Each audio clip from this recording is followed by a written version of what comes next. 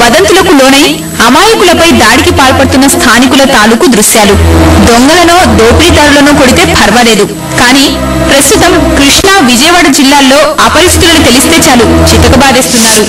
కృష్ణా జిల్లాతో పాటు విజయవాడ నగరంలో దోపిడీ దొంగల స్వైర విహారానికి ప్రజల ప్రతిస్పందన ఇది. గత 10 రోజులుగా దోపిడీలు ఆగినా ప్రజల్లో భయం మాత్రం పోవడం లేదు. దోపిడీ ముఠాలను పట్టేశాం, మీకేమీ భయం లేదని పోలీసు శాఖ పత్రికా మీడియా ముఖంగా ప్రకటించిన దాడుల పర్వం ఆపడం లేదు.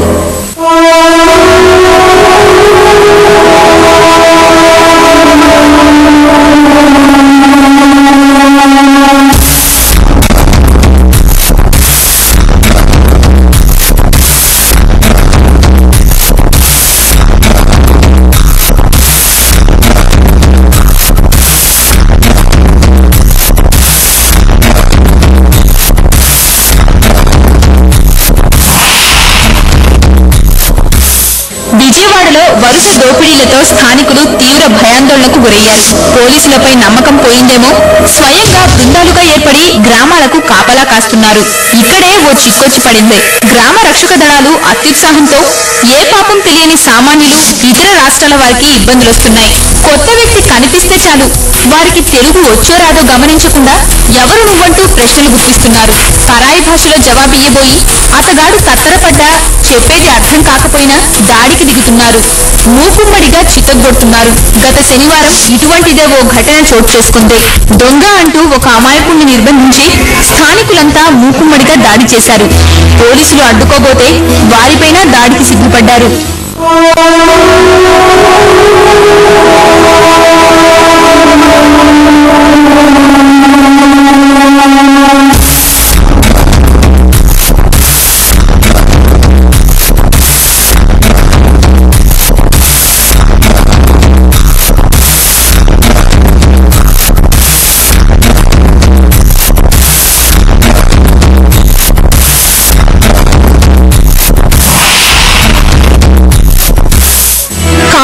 చిక్కిన దొంగని కూడా స్టేషన్ కి తరలించడానికి పోలీసులు నానా అవస్థలు పడ్డారు. దొంగని చంపారని గ్రామస్తులు పట్టుబట్టారు. పెనుమలూరు, పటమట, కంకిపాడు, ఉయ్యూరు పోలీసులతో పాటు Vijayawada east zone ACP, Penumaluru CI, మరో 4 ఎస్ఐలు సైతం ఘటనా స్థలికి చేరుకున్నారు. గ్రామస్తులకు సర్ది చెప్పే ప్రయత్నం చేశారు. అయినా చాలాసేపటి వరకు పరిస్థితి అదుపులోకి రాలేదు. చివరకు అతి కష్టం మీద దొంగను కానూరు పంచాయతీ కార్యాలయానికి తీసుకొచ్చారు. అక్కడి నుంచి ఠానాకు తరలించారు.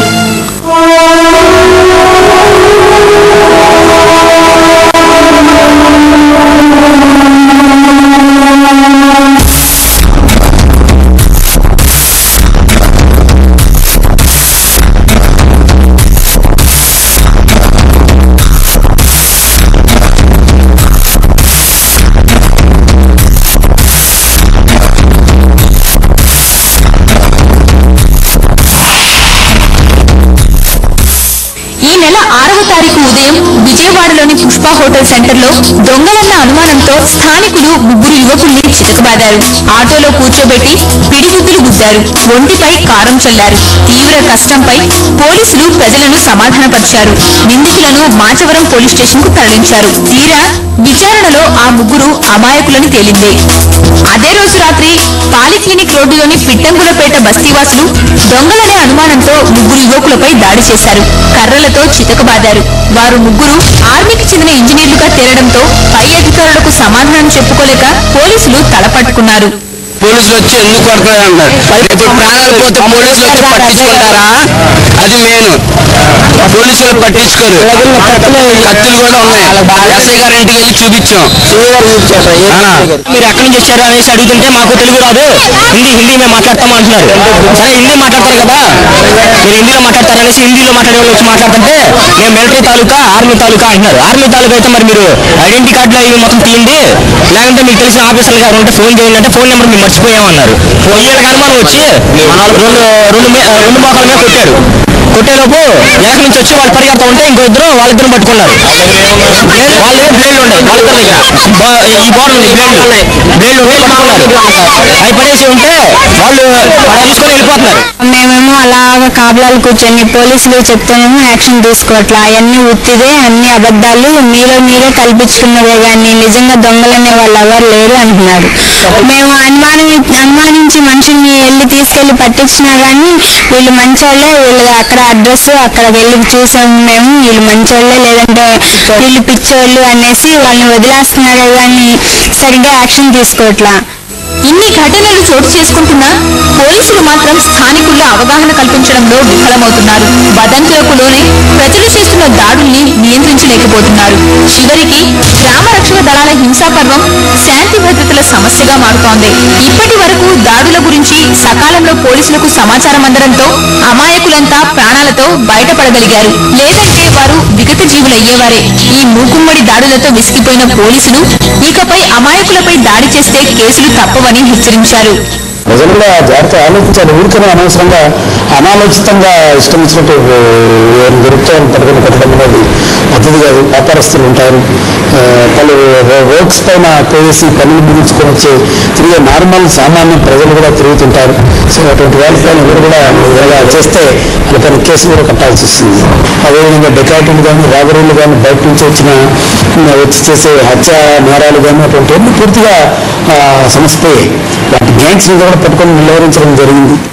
నిజానికి గత 10 రోజులుగా విజయవాడలో పోలీసుల గస్తీ పెరిగింది. చోరీల ఆగడాలు కూడా తగ్గిపోయాయి. ప్రజలు మాత్రం ఆ ఫోబియా నుంచి బయటపడట్లేదు. ఇది శృతి మించుతుండడమే ఆందోళనకరం. ఈ విషయంపై వారికి అవగాహన కల్పించేందుకు పోలీసులు నానా తంటాలు పడుతున్నారు.